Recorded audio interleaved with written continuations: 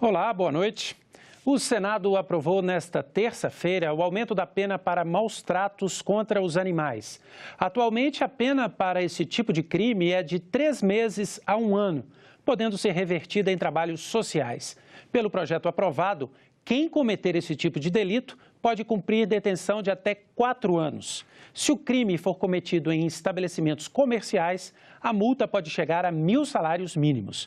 A matéria vai à Câmara dos Deputados.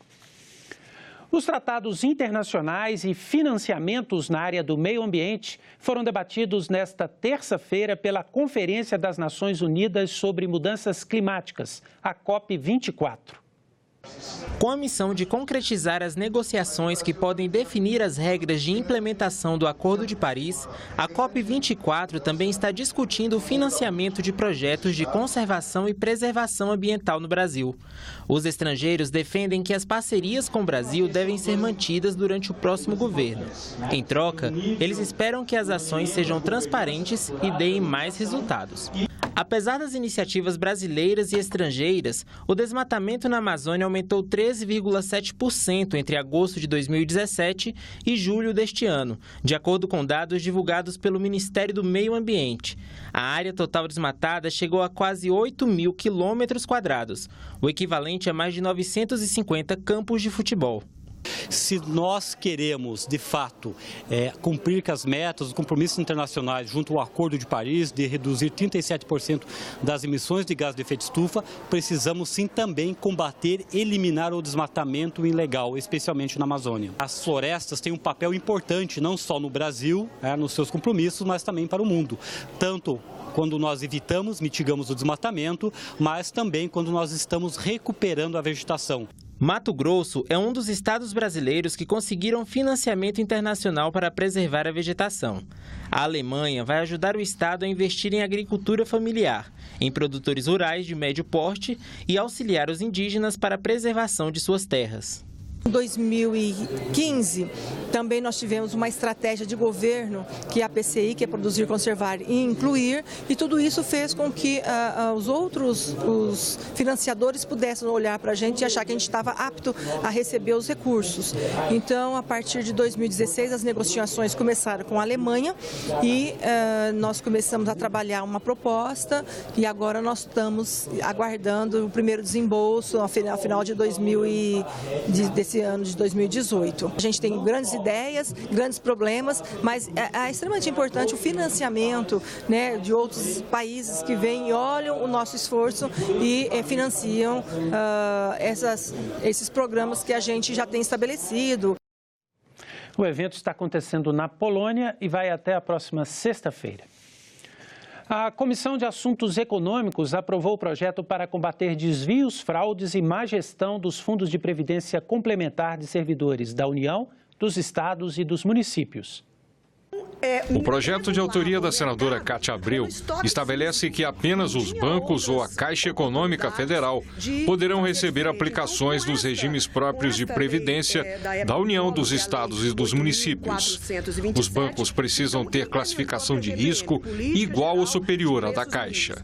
O texto determina a responsabilidade solidária dos dirigentes do fundo de pensão em caso de prejuízos pelo não cumprimento das regras. Integrantes dos conselhos administrativo e fiscal e a instituição financeira administradora da carteira ou do fundo de investimento que recebeu a aplicação também são responsáveis.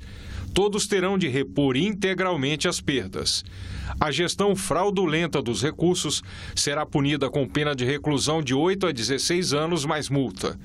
Para a gestão temerária, aquela em que houve prejuízo, mas sem a comprovação de má-fé, a pena é 4 a 12 anos mais multa. O dirigente do fundo de pensão não pode ter exercido atividade político-partidária nos 24 meses anteriores à nomeação.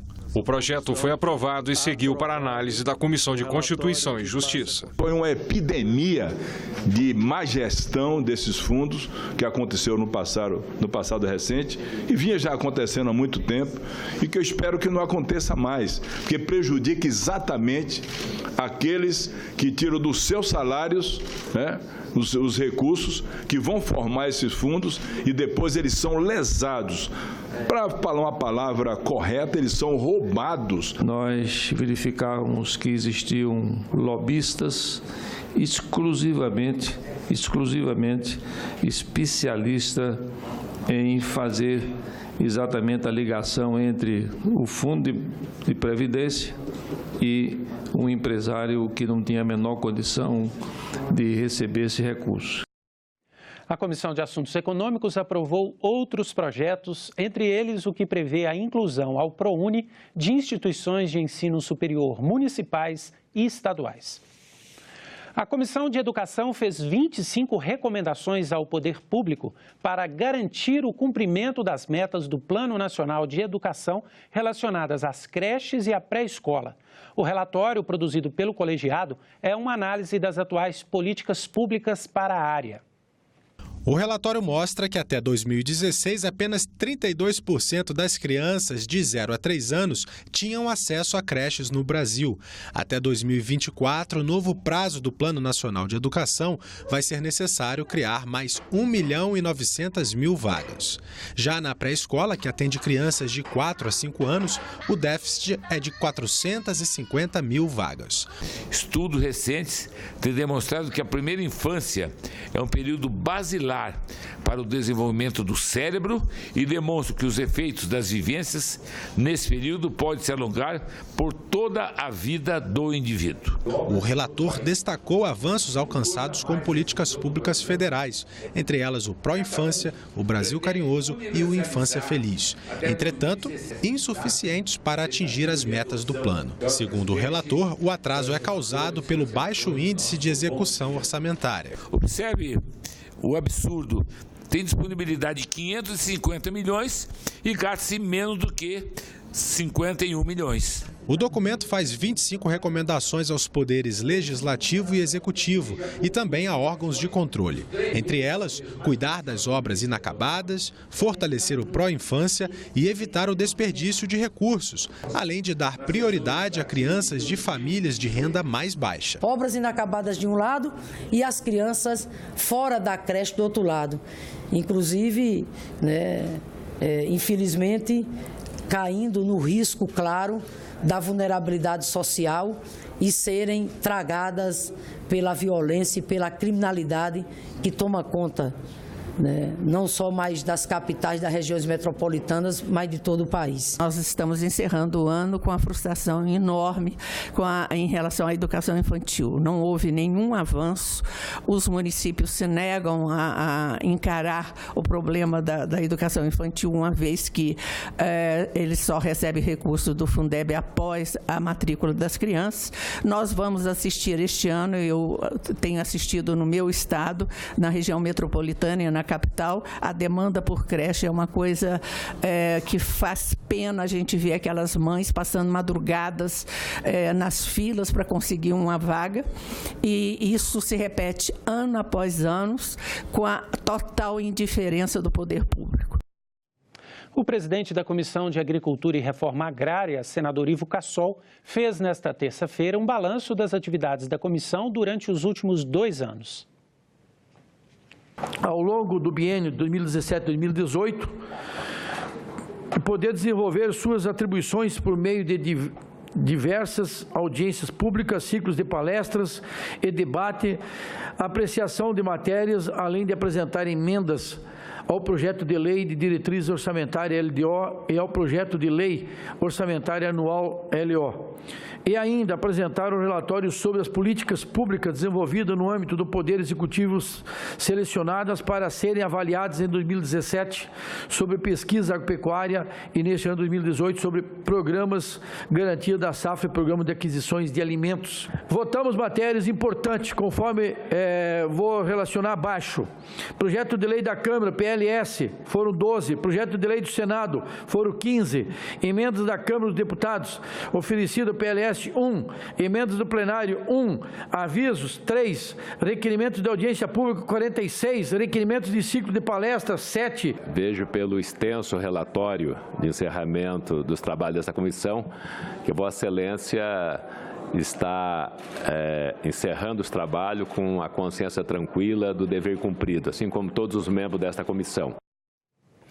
Você já deve ter ouvido falar de endometriose. mas talvez não saiba que ela pode deixar as mulheres incapacitadas. Apesar de ser pouco conhecida até pelos médicos, a menina já nasce com ela. A endometriose afeta cerca de 10 milhões de brasileiras. O assunto foi debatido em audiência pública da Procuradoria Especial da Mulher e é o tema do programa Em Discussão de hoje. Com certeza, você conhece alguém que sofra com aquelas cólicas menstruais terríveis. A sua amiga, a sua irmã, a sua filha. Pois é, o mais importante é saber que aquilo não é frescura. A pessoa pode estar sofrendo de endometriose, uma doença que, se não for bem tratada, pode até matar. Sou viúvo devido a uma endometriose que acometeu a minha esposa. Foram 21 anos com dores severas, né? Eu tive preconceito, porque ninguém entende, todo mundo acha que cólica é frescura. Eu tive uma tentativa de suicídio. E o principal motivo foi que eu acordei pensando, eu estou sentindo dor. Os especialistas alertam que existem muitos mitos sobre a endometriose. Você vai poder saber o que realmente é conhecido sobre a doença. Daqui a pouco, no Em Discussão. Nós ficamos por aqui. Você pode rever as reportagens desta edição na nossa página na internet, senado.leg.br/tv. Muito obrigado pela companhia e continue sintonizado na TV Senado.